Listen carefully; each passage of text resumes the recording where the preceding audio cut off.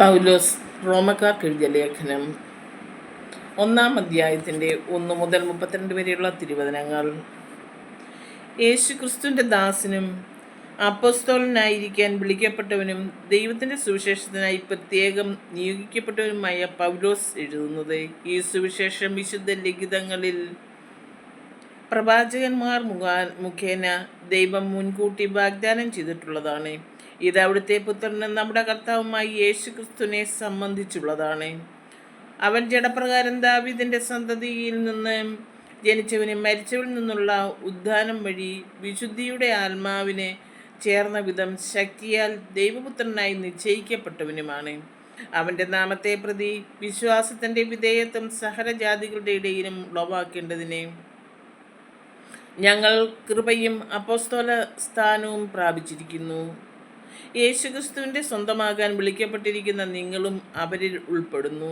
ദൈവത്തിൻ്റെ സ്നേഹഭാജനങ്ങളും വിശുദ്ധരാകാൻ വിളിക്കപ്പെട്ടവരുമായി റോമയിലുള്ള നിങ്ങൾക്കെല്ലാവർക്കും നമ്മുടെ പിതാവായ ദൈവത്തിൽ നിന്നും കർത്താവായ യേശുവിൽ നിന്നും കൃപയും സമാധാനവും. റോമ സന്ദർശിക്കാൻ ആഗ്രഹം. നിങ്ങളുടെ വിശ്വാസം ഭൂമിയിൽ എല്ലായിടത്തും പ്രകീർത്തിക്കപ്പെടാതിപ്പെടുന്നതിനാൽ നിങ്ങൾക്കെല്ലാവർക്കും വേണ്ടി ആദ്യമേ ഞാൻ യേശുക്രിസ്തു വഴി എൻ്റെ ദൈവത്തിന് നന്ദി പറയുന്നു. ഞാൻ നിങ്ങളെ ഇടവിടാതെ പ്രാർത്ഥനയിൽ സ്മരിക്കുന്നു എന്നതിനെ അവിടുത്തെ പുത്രനെക്കുറിച്ചുള്ള സുവിശേഷം വഴി ഞാൻ ആത്മന ശുശ്രൂഷിക്കുന്ന ദൈവമാണ് എനിക്ക് സാക്ഷി. ദൈവ ഇഷ്ടത്താൽ എങ്ങനെയെങ്കിലും നിങ്ങളുടെ അടുത്ത് വന്നു ചേരാൻ എപ്പോഴെങ്കിലും സാധിച്ചിരുന്നെങ്കിൽ എന്ന് ഞാൻ പ്രാർത്ഥിക്കുന്നു. നിങ്ങളെ സ്ഥൈര്യപ്പെടുത്താൻ എന്തെങ്കിലും ആത്മീയപരം നിങ്ങൾക്ക് നൽകേണ്ടതിന് നിങ്ങളെക്കാൾ ഞാൻ അതിയായി ആഗ്രഹിക്കുന്നു. എൻ്റെയും നിങ്ങളുടെയും വിശ്വാസം നമ്മെ പരസ്പരം പ്രോത്സാഹിപ്പിക്കുമല്ലോ. സഹോദരരെ, ഇത് നിങ്ങൾ മനസ്സിലാക്കണം. മറ്റു വിജാതരുടെ ഇടയിലെന്ന പോലെ നിങ്ങളുടെ ഇടയിലും ഫലമുളവാക്കുന്നതിന് നിങ്ങളുടെ അടുക്കൽ വരാൻ പലപ്പോഴും ഞാൻ ഒരുങ്ങിയതാണ്. എന്നാൽ ഇതുവരെയും എനിക്ക് തടസ്സം നേരിട്ടുകൊണ്ടിരിക്കുകയായിരുന്നു. ഗ്രീക്കുകാരോടും അപരിഷ്കൃതരോടും വിജ്ഞാനികളോടും അജ്ഞന്മാരോടും ഞാൻ കടപ്പെട്ടവനാണ്. അതുകൊണ്ടാണ് റോമയിലുള്ള നിങ്ങളോടും സുവിശേഷം പ്രസംഗിക്കാൻ ഞാൻ തീവ്രമായി ആഗ്രഹിക്കുന്നത്. സുവിശേഷത്തെപ്പറ്റി ഞാൻ ലജ്ജിക്കുന്നില്ല. എന്തെന്നാൽ വിശ്വസിക്കുന്ന ഏവർക്കും, ആദ്യം യഹൂദർക്കും പിന്നീട് ഗ്രീക്കുകാർക്കും, അത് രക്ഷയിലേക്ക് നയിക്കുന്ന ദൈവശക്തിയാണ്. അതിൽ വിശ്വാസത്തിൽ നിന്നും വിശ്വാസത്തിലേക്ക് നയിക്കുന്ന ദൈവത്തിൻ്റെ നീതി വെളിപ്പെട്ടിരിക്കുന്നു. നീതിമാൻ വിശ്വാസം വഴി ജീവിക്കും എന്ന് എഴുതപ്പെട്ടിരിക്കുന്നുവല്ലോ. മനുഷ്യൻ്റെ തിന്മ, മനുഷ്യരുടെ സകല ദുഷ്ടതയ്ക്കും അനീതിക്കുമെതിരായി ദൈവത്തിൻ്റെ ക്രോധം ആകാശത്ത് നിന്ന് പ്രത്യക്ഷപ്പെടുന്നു. അവർ തങ്ങളുടെ അനീതിയിൽ സത്യത്തെ തളച്ചിടുന്നു.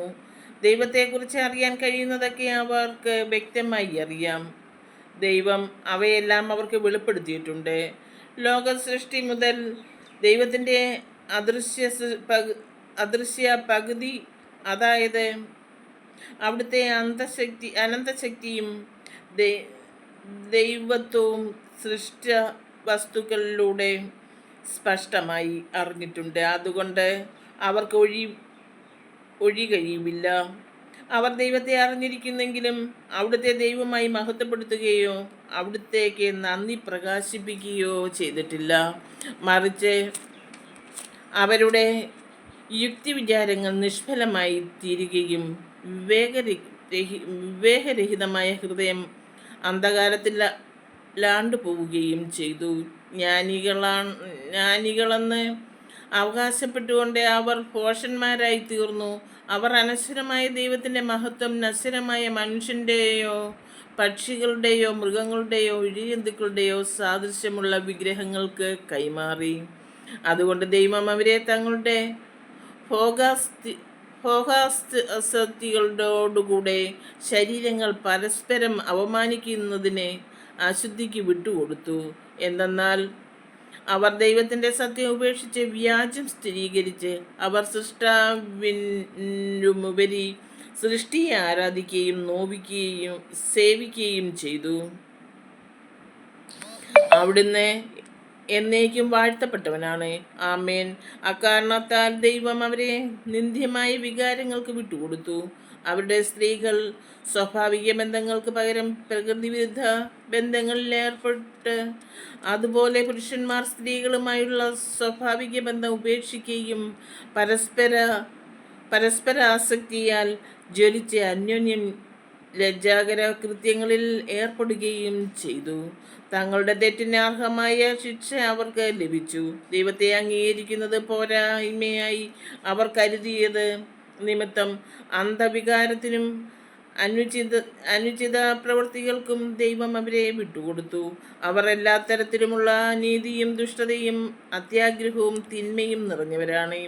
അസൂയ, കൊലപാതകം, ഏഷണി, കലഹം, വഞ്ചന, പരോപദ്രോഹം എന്നിവയിൽ അവർ മുഴുകുന്നു. അവർ പരദൂഷകരും ദൈവനിന്ദകരും ധിക്കാരികളും ഗർവിഷ്ഠരും പൊങ്ങച്ചക്കാരും തിന്മകൾ ആസൂത്രണം ചെയ്യുന്നവരും മാതാപിതാക്കളെ അനുസരിക്കാത്തവരും ബുദ്ധിഹീനരും അവിശ്വസ്തരും ഹൃദയശൂന്യരും കരുണയില്ലാത്തവരുമായി തീർന്നു.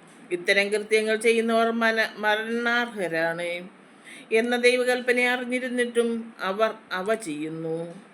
മാത്രമല്ല, അങ്ങനെ ചെയ്യുന്നവരെ അംഗീകരിക്കുകയും ചെയ്യുന്നു. ദൈവവചനമാണ് നാം വായിച്ചു കേട്ടത്.